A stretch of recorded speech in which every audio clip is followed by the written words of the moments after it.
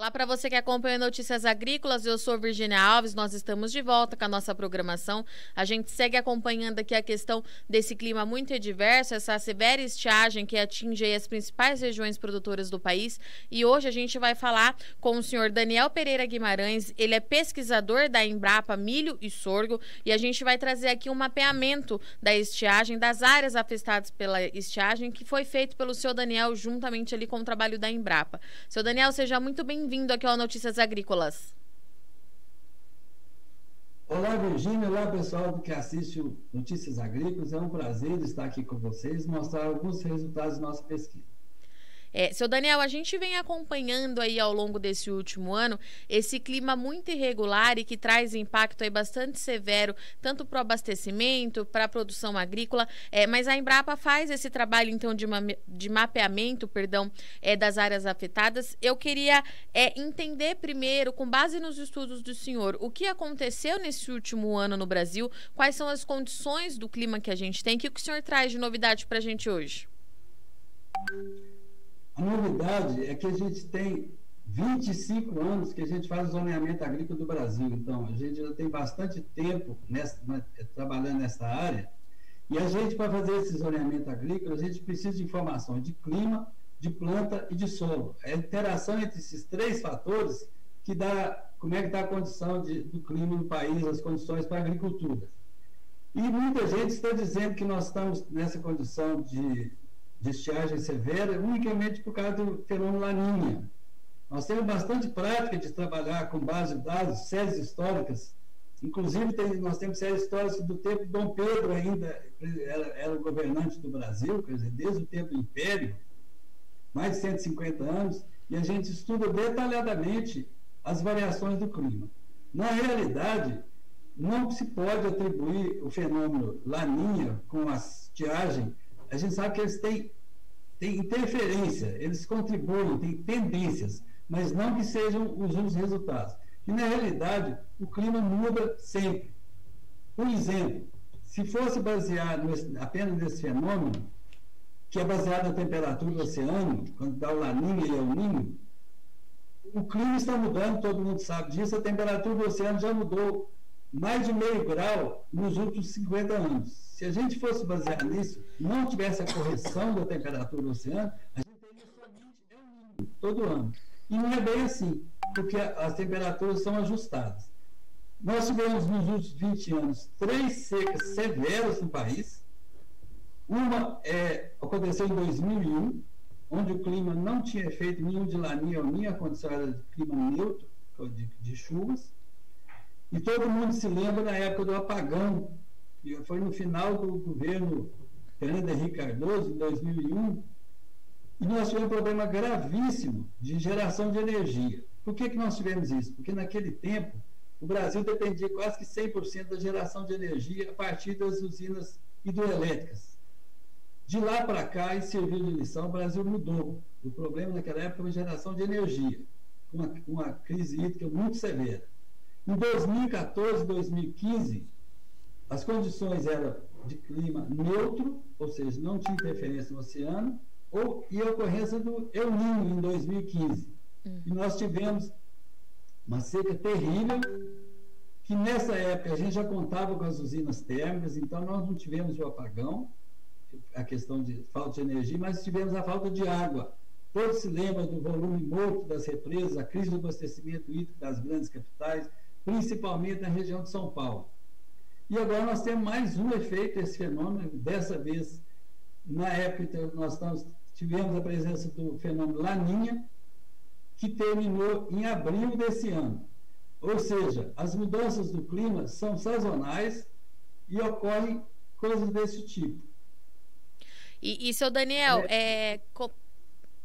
seu Daniel, comparando esses últimos 3 episódios que o senhor teve com o que está acontecendo esse ano, o que difere a seca, a estiagem desse ano em termos de regiões com as passadas? A gente tem algum cenário diferente ou isso está atingindo o país todo de forma igual? Quais são as conclusões que o senhor chega quando a gente fala em região, por área de produção? O que aconteceu dessa vez é que os impactos do fenômeno Laninha foram muito próximos dos esperados. Ou seja, nós tivemos menor quantidade de chuvas na região sul do Brasil e a região sudeste e centro-oeste, e maior quantidade de chuva na região amazônica e a região nordeste. Então, nós tivemos boas safras na região do Piauí, do Maranhão, nós tivemos a seca, a enchente histórica, quando o Rio Negro atingiu 30 metros acima do nível e inundou Manaus, ou seja, chuvas muito fortes na região amazônica, clima favorável para a agricultura na região nordeste e estiagem severa na região sul. Mas o impacto maior se deu através do atraso do início das chuvas que começou o ano passado. Em outubro, a gente lembra das queimadas famosas do Pantanal, que quase todo o Pantanal, sabe, ardendo em chamas. Nós tivemos recordes históricos das temperaturas máximas ocorrendo na maior parte das capitais brasileiras aqui do Sudeste e do Centro-Oeste. Então, nós tivemos um atraso no plantio da safra. Depois nós tivemos um período razoável, que nós tivemos uma super safra, durante o plantio da primeira safra que é feita no Brasil, na região Sudeste, em alguns estados da região Sudeste e Centro-Oeste, e também alguns do Sul. Mas depois, no plantio da segunda safra, que é conhecida como safrinha, nós tivemos um atraso enorme no período da safrinha. Para ter uma ideia das variações normais de chuva, a gente quer mostrar aqui um exemplo, por exemplo, a cidade de Sete Lagoas, que chove em torno de 1.350 milímetros. A gente pode pegar Brasília ou Curitiba, que chove em torno de 1.500 milímetros. Quando a gente trabalha com séries de 50, 100 anos de idade, a gente nota que é muito comum ter períodos de seca muito forte. Por exemplo, se a cidade chove 2.000 milímetros, pode ser que um ano chova só 1.000. Se chove 1.500, chove apenas 750, cai para metade. E tem anos que acontece o dobro. Então, essas variações são normais. Então, uma cidade como Brasília pode ter anos que a chuva é compatível com os lugares mais chuvosos da Amazônia, que chove 3.000 milímetros, e pode ser compatível com os lugares mais secos do Brasil, que chove apenas metade disso, em torno de 700 milímetros. Aqui, para mostrar para vocês, nós acabamos de divulgar, hoje, o Ministério da Agricultura divulgou o zoneamento agrícola de risco climático para o milho safrinha, que é o milho segunda safra. E o que mostra esse zoneamento?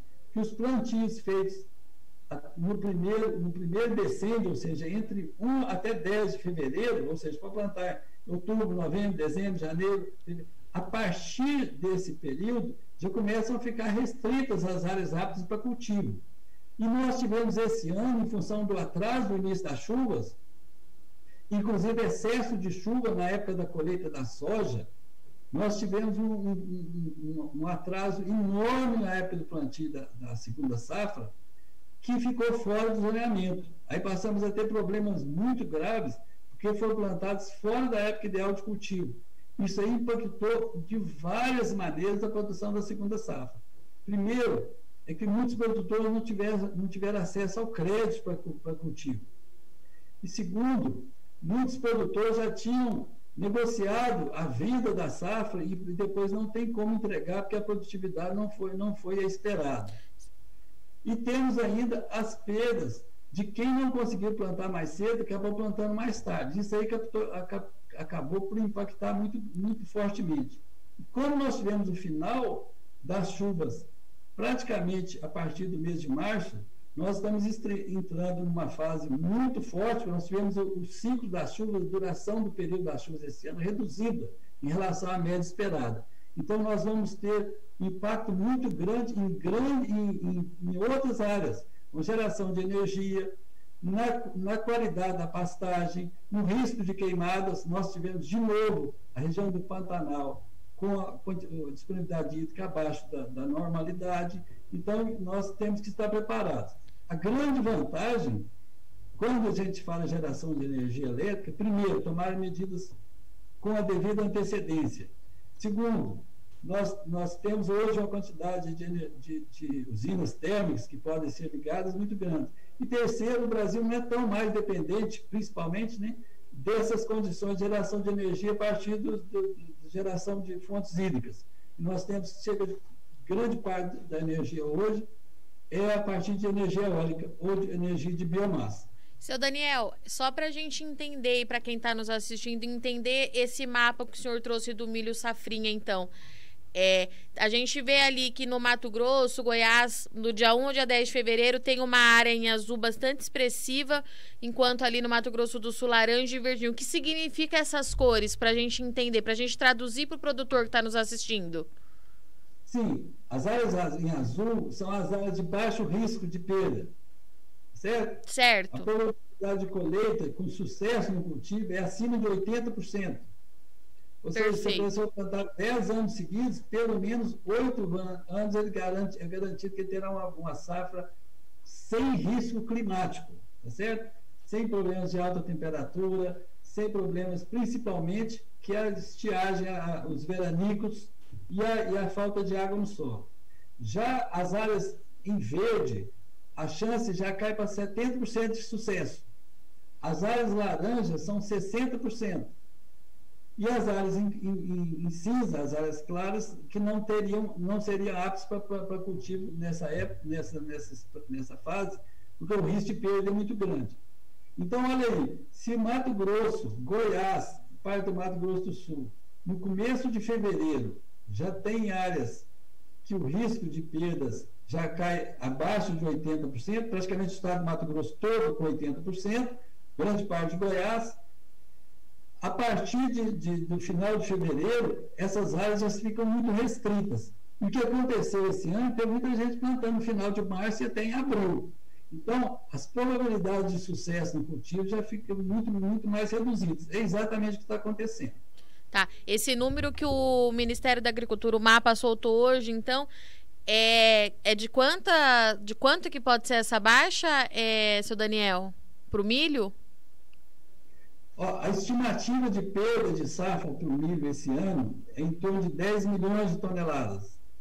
Se a gente colocar um valor hipotético de R$1 o quilo, seriam 10 bilhões de reais de perda só na colheita do milho, tá? Então, tem os impactos na pastagem, tem os impactos na geração de energia, tem os impactos nas hidrovias, na produção de leite, na produção de café, de cana, de várias culturas.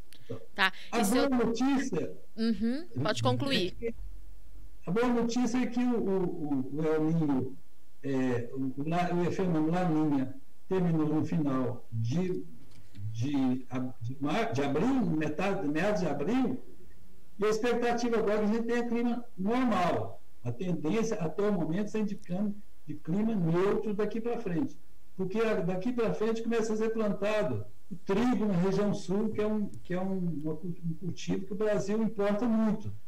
Seu Daniel, então, para o trigo, para a região sul ali, essa expectativa é positiva, mas o senhor trouxe no artigo que quando a gente fala ali para o centro-oeste e sudeste, a gente entrando nesse período seco, a situação tende a se agravar, é isso?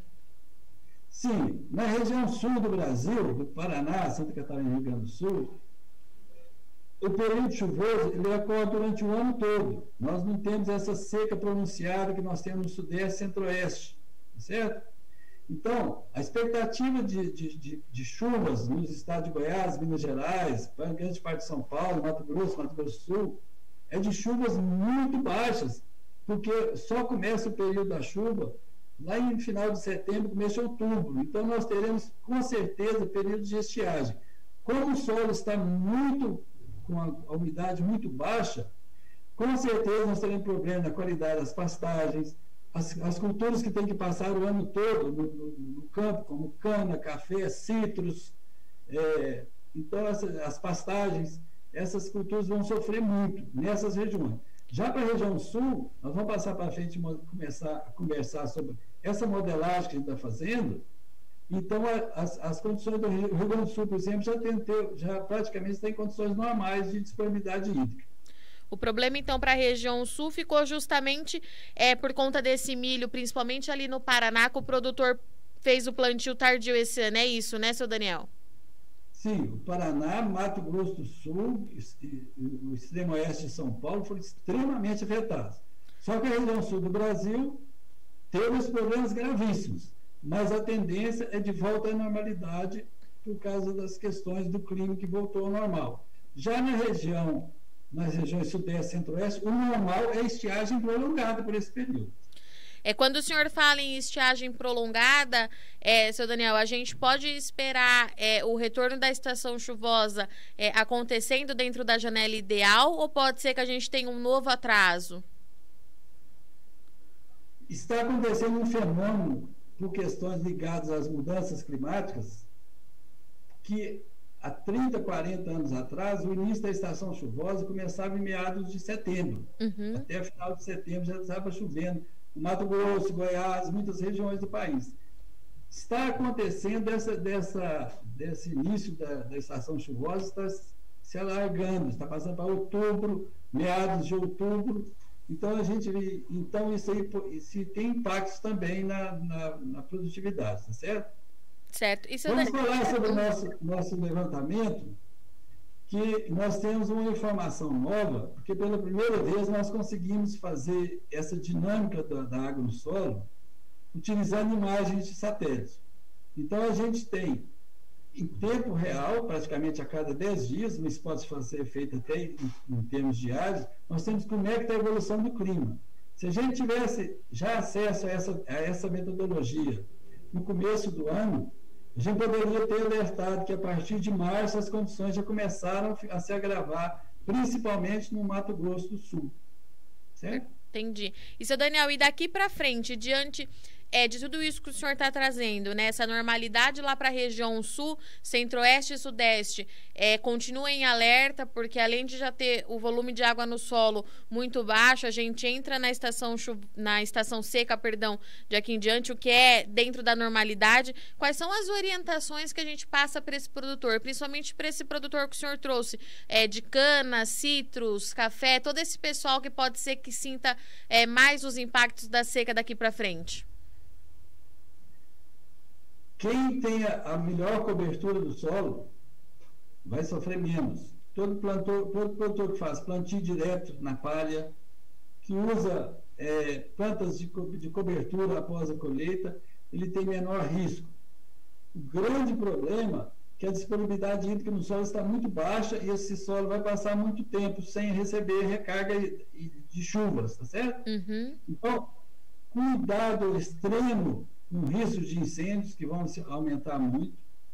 Quem teve a oportunidade de fazer silagem, porque vai ter redução da produtividade das pastagens, essas são as principais.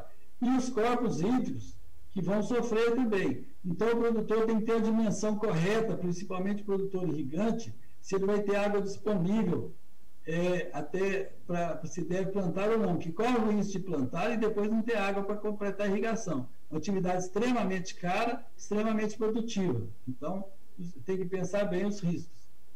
E quando é que a gente deve ter uma nova atualização desse monitoramento feito pela Embrapa, seu Daniel? Esse monitoramento é feito, essa atualização é feita a cada 10 dias. Nós fizemos até o final de maio, a partir de amanhã a gente já pode ter os 10 primeiros dias de junho, tá certo? Então esse mapa vai sendo atualizado à medida que o tempo passa. Nós temos que ter informações de chuva e informações que nos mostrem como que está a perda de água do solo. É uma variável complicada que envolve ter conhecimento de ventos, de temperatura, de radiação solar, de umidade do ar, são muitas variáveis que interferem na perda de água do solo para a atmosfera.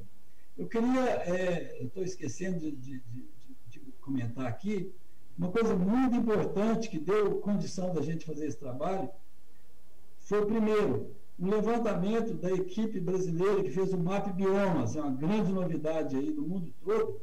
O MAP Biomas consegue ver aonde que é área agrícola, aonde que é área de pastagem, aonde que tem plantação de soja, de cana, onde é área urbana, onde são corpos hídricos.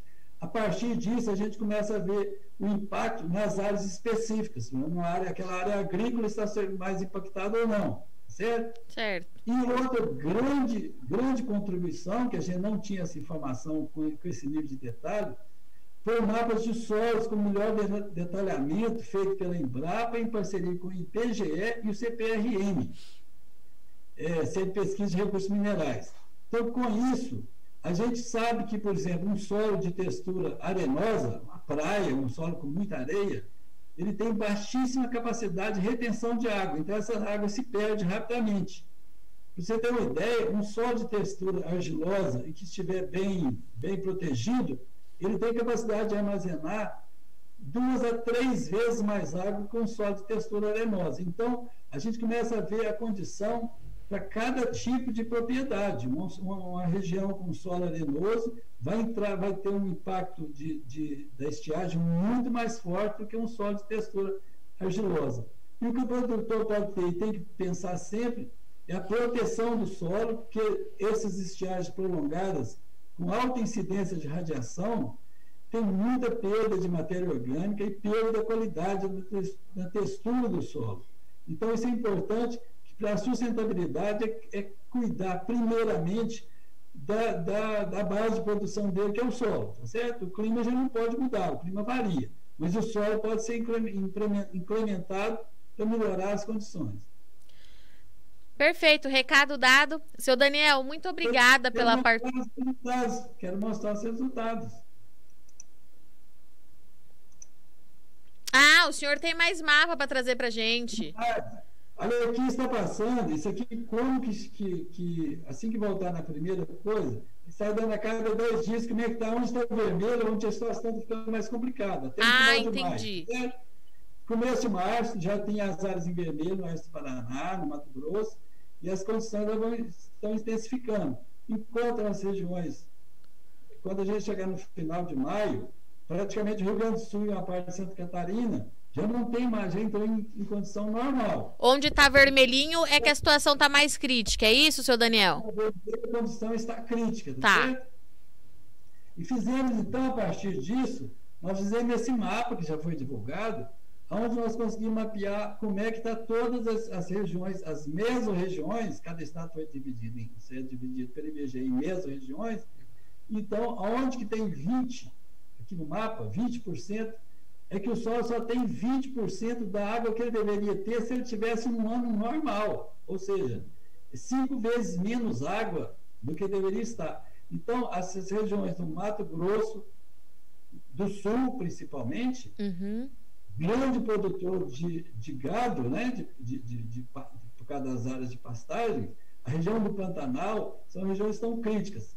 As regiões do Oeste, Extremo Oeste de São Paulo assim, do Paraná, passaram também por condição complicada. A mesma coisa, praticamente todos os estados que estão de amarelo, laranja ou vermelho, todas essas regiões, estão numa situação muito complicada. A gente vê que estamos bem de disponibilidade hídrica, as regiões tradicionalmente secas, por exemplo, o Jequitinhonha em Minas Gerais,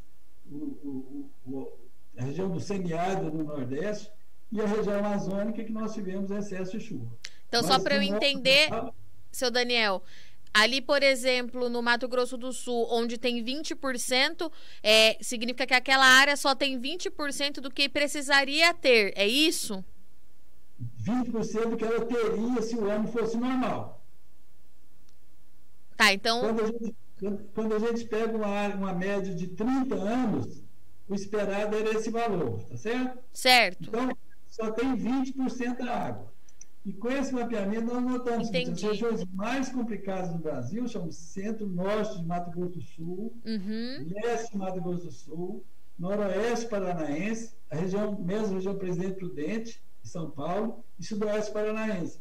São as regiões mais impactadas, então devem ter tido perdas expressivas na produção agrícola, perdas expressivas na disponibilidade hídrica, já tem notícia de muitos poços artesianos que estão com falta de água, 30%, ou seja, o solo só tem 1/3 da água que deveria, uma região bem maior, e 40% a gente pega grande parte das regiões sudeste e centro-oeste. Então, o recado é o seguinte: o produtor tem que ficar de olho na questão de queimadas, na qualidade das pastagens, como que ele vai se organizar para ter disponibilidade de alimentos para seu gado. Produtor que cuida de agricultura irrigada, saber como é que vai plantar, quem tem 2, 3 pivôs, se deve plantar só um, porque os riscos principalmente nas regiões onde aqui estamos só começando o período da estiagem. Minas Gerais, São Paulo, Goiás, Mato Grosso e Mato Grosso do Sul. São as regiões que a quantidade de chuvas daqui para frente é baixíssima. Isso que eu ia perguntar para o senhor, seu Daniel. A pergunta que fica, a dúvida que fica será que nós teremos chuva suficiente para fazer toda essa recomposição hídrica? Veja bem, nós já temos a previsão aqui, da previsão dos próximos 15 dias, até no quase final do mês de junho, 23 de junho, nós vamos ter chuvas em torno de 50 milímetros nos estados do sul, as regiões onde normalmente as frentes de chuva entram nessa época do ano. Tá. Uma boa notícia, uma quantidade de chuva maior esperada para o sul do Mato Grosso do Sul e o norte do Paraná, ou seja, essas regiões vão receber a quantidade de chuva maior nos próximos dias. Mas os estados, as regiões que estão em vermelho, praticamente não teremos chuva nenhuma nos próximos 15 dias. E precipitações baixíssimas até o início da próxima estação chuvosa. Fica aí em estado de alerta, então, né, seu Daniel? Sim. Seu Daniel, tem mais algum resultado que o senhor queira mostrar para a gente aqui hoje no Notícias Agrícolas? Por enquanto é esse, Virgínia. Muito obrigado. Estamos à disposição de vocês. Espero ter entendido as expectativas. Eu agradeço muito a participação do senhor, seu Daniel. O senhor já é convidado para voltar aqui daqui 1, 2 semanas para a gente atualizar, para a gente continuar acompanhando de perto essa situação que está deixando aí todo o setor do agronegócio em alerta. Muito obrigado pela participação do senhor, viu? Obrigado, boa tarde, tudo de bom. Portanto, essa foi a nossa conversa com o senhor Daniel Pereira Guimarães. Ele é pesquisador da Embrapa Milho e Sorgo, que trouxe para a gente aí essa questão hídrica que vem deixando todo o setor produtivo em alerta aqui no país. Na região sul do Brasil, que enfrentou bastante problema aí nos últimos meses por conta do fenômeno da Laninha, a condição agora, as previsões indicam certa regularidade nas chuvas. A gente tem aí as frentes frias que são características do inverno, elas vão passar levando certo alívio, mas para o centro-oeste e para o sudeste, onde o nível de água de solo já é muito baixa, a preocupação ela aumenta justamente por conta dessa estação seca que a gente vai entrar agora no inverno. Os volumes de chuvas esperados, eles devem ficar abaixo da média, ou seja, já choveria pouco como característico da estação, mas a tendência é que chova ainda menos. Então fica esse alerta aí que o senhor Daniel trouxe para a gente, com base nesse mapeamento das áreas afetadas pela estiagem, e ele trouxe um número também que foi divulgado hoje pelo MAPA, pelo Ministério de Agricultura, que no milho, no caso do milho safrinha, uma das culturas mais impactadas aí por esse clima muito irregular, mas principalmente pelo plantio tardio que foi feito esse ano, o MAPA estima aí pelo menos uma baixa de 10 milhões de toneladas na produção dessa safra, então é um número bastante alarmante, a gente continua acompanhando. É claro que daqui em diante, então, nos preocupa bastante a questão do clima para a produção de cana-de-açúcar, gado de corte, pastagem, café, citros, essas áreas ali de produção no centro-oeste e no sudeste que devem continuar sofrendo bastante com a estiagem. É uma condição que a gente precisa continuar acompanhando dia após dia aqui no Notícias Agrícolas. Bom, sou Virgínia Alves, agradeço a companhia até aqui, mas não sai daí que já já a nossa programação continua.